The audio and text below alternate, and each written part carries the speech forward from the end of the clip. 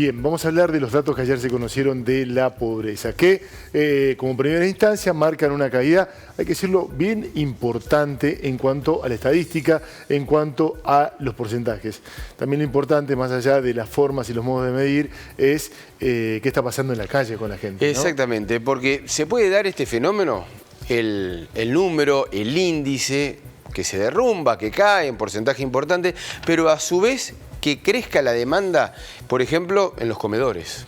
Vamos a saludar al padre Mariano Oberlin, que hace un trabajo sin duda formidable desde hace tanto tiempo en la ciudad de Córdoba a favor de los desprotegidos. Hola Mariano, ¿cómo estás? Buenas noches, gracias por tu tiempo. ¿Qué tal? Buenas noches, gracias. Al contrario, gracias por la llamada. Bueno, Mariano, ¿qué pasa cuando ves estos números? ¿Cómo los interpretás? Yo digo, en primer lugar, digo, si los números son reales, por supuesto que es un motivo para festejar, digo, para celebrar. También digo, siempre se ha desconfiado del INDEC, entonces uno siempre tiene como esa precaución, ¿viste? De decir, bueno, sí, veamos si realmente son tan así los números, ¿no? Si realmente son así, creo que es para celebrar. Yo tengo una particularidad que es la parroquia en donde yo estoy, es una parroquia mayoritariamente conformada por personas que están bajo la línea de pobreza desde hace muchos años, ¿no? Por ahí son dos barrios muy humildes, considerados zona roja, y 6 villas, ¿no? Entonces, por ahí capaz que cuando el porcentaje promedio de toda la sociedad es del 55, en la parroquia mía es del 85, 90.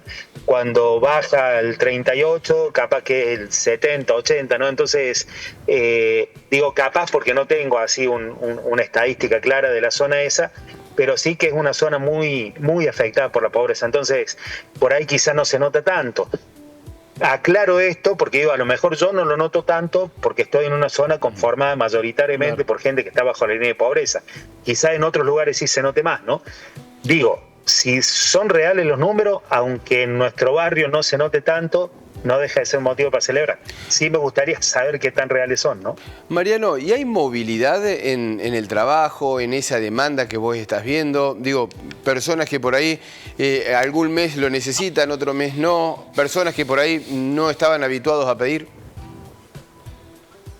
Nosotros hasta la pandemia tenemos 4 comedores que funcionan hace muchos años, desde las ollas populares en los 90.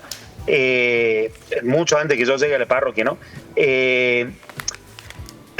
Perdón. La demanda siempre se ha sostenido y en la pandemia creció bastante. Hasta ese momento teníamos más o menos 400, 500 personas que ven, o raciones que entregábamos, y a partir de la pandemia pasaron a ser 700. Nunca bajó esa cantidad de raciones que se piden y siempre hay gente que pide.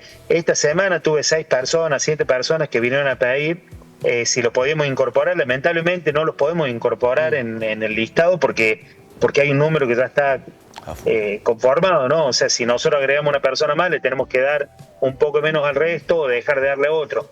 Suele pasar que a lo mejor alguno consigue una changa o bueno, se cambia de barrio, por el motivo que sea, se da de baja y entonces ahí incorporamos gente nueva, pero no tenemos la posibilidad de incorporar salvo circunstancias como esa.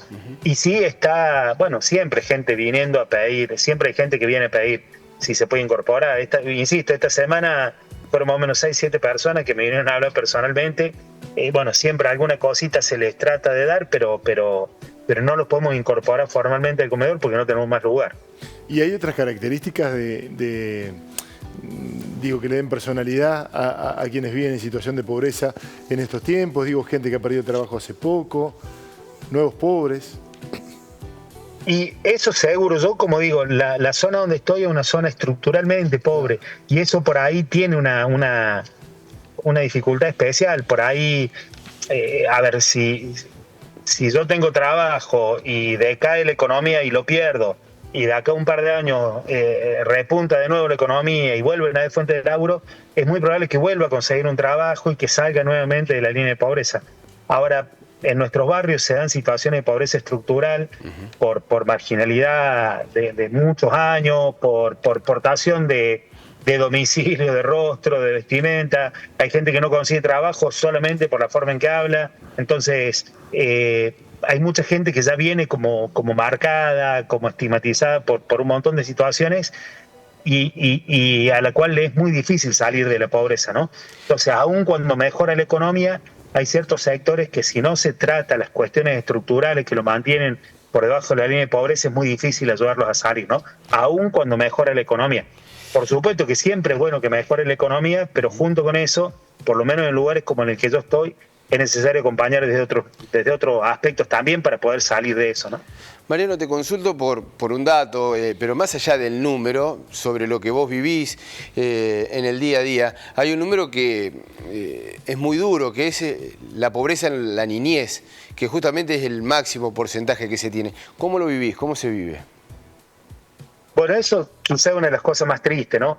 Yo estuve viendo que en los números que he visto que ha bajado un poco la pobreza en general, pero no tanto en los niños, ¿no? Y es un poco lo que uno vive en el barrio, ¿no? Un montón de niños que tristemente y por distintos motivos dejan la escuela en la secundaria, que se dedican a juntar cartón para poder sobrevivir, rebuscársela, y a eso se suma además toda la problemática y los conflictos que se generan por la cuestión del consumo, el narcotráfico. Entonces, estoy hablando solamente de la zona donde yo vivo, no sé cómo es en otros lugares, pero en la zona donde yo vivo me parece que sí, los más castigados tristemente siempre son los niños, adolescentes, que son como los más segregados, ¿no? Los que más difícilmente pueden incorporarse en la sociedad.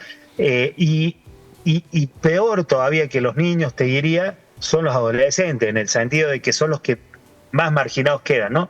Por ahí, cuando uno ve a un niño de 7, 8, 10 años pidiendo un poquito de pan, se le conmueve el corazón. Cuando uno ve a un adolescente de 13, 14 años, como que es un vago, qué sé yo, que a lo mejor un chango que ha tenido un montón de puertas cerradas, que no ha tenido muchas posibilidades. Entonces digo, por ahí me parece que para los adolescentes se hace mucho más difícil todavía que para los que son un poquito más chicos, ¿no? Digo, me parece que es la población más castigada siempre, ¿no? Aun cuando mejoran los índices en otras edades, me parece que niños y adolescentes son generalmente los más castigados. Mariano, gracias por tu tiempo, siempre es un placer. Hasta luego. Igualmente, sí, hasta luego. Buenas noches.